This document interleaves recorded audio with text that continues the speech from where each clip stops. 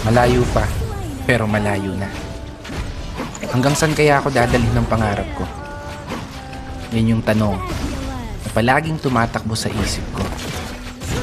Na marahil, ganun din sa isip mo. Kasi kung titignan mo, kakaiba talaga yung ginagalawan nating mundo. Parang minsan, nagtitripan na lang tayo. Paikot-ikot na lang yung sitwasyon.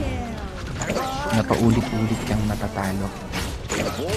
Oo, minsan, may araw na panalo ka. Pero mas madalas pa rin yung nadedehado. May oras na gulong-gulo yung isip mo. May panahon naman na pumapabor sa gusto. Ganito siguro talaga yung ibig sabihin ng buhay. Hindi perpekto ang tempo. At lahat nakakayon lamang sa tiyempo. Pero kahit ganon, dapat magpasalamat pa rin tayo. Kasi isipin mo naman, sa likod ng napakaraming beses na pagkatalo, heto ka pa rin, nananatiling nakatayo, sinusubukang ipanalo. Bawat laban, ikaw lang yung nakakaalam. Mga pagsubok na araw-araw mong pinipilit na kasan, na sa bawat pagpihit ng kamay ng orasan, taglay mo ang lakas ng loob na hindi mabuntusan.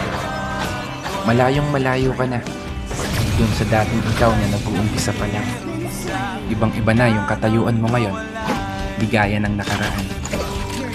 Mas matapang ka na, mas matatag ka na, mas kaya mo nang harapin ng mga problema kahit nag-iisa ka. May napatunayan ka na, may naipundar ka na rin kahit papano. At higit sa lahat, may narating ka na. Malayo pa, pero malayo ka na. Kaya ituloy mo lang ang paglalakbay hanggang sa marating mo yung dulo. Paulit-ulit ka mang matalo, matumba, madapa. Diretso ka lang ayon sa plano. Pero sana, lagi mong tandaan ang mundi kong payo. Huwag mong kakalimutan palakpakan ang sarili mo para sa mga laban na tahimik mong naipanalo. Kaya isang pagpupugay para sa mga taong patuloy sumasabay sa hamon ng buhay. This is your brother Matt for today's video. Sa sarili ko'y magsisinungaling. Parang kausap ang dalat buwan. Malayo pa, pero malayo na.